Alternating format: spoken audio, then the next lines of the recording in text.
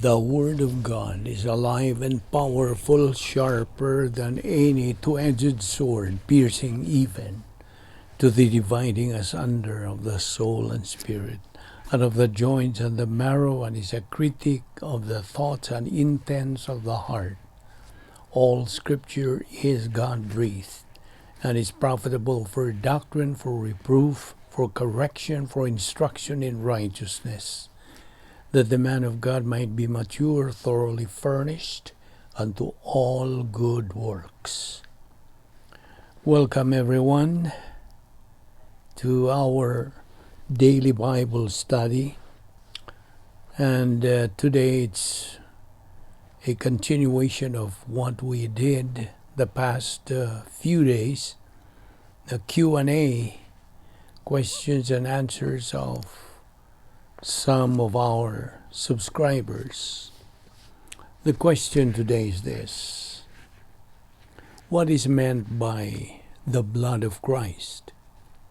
The answer is the blood of Christ, a technical phrase which is a central topic of Scripture in the New Testament, is in every instance synonymous to the saving work of Christ on the cross. It depicts the most important event ever to occur throughout all the ages of angelic or human history.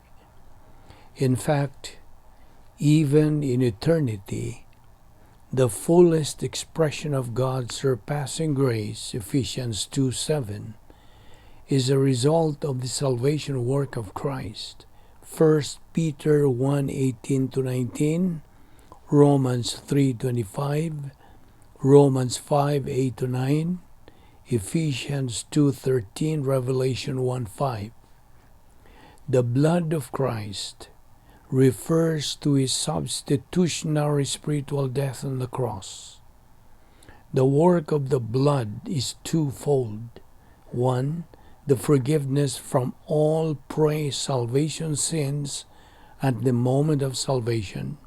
And two, the forgiveness and purifying from post-salvation sins of the carnal believer at the point of rebound or confession. 1 John 1:7.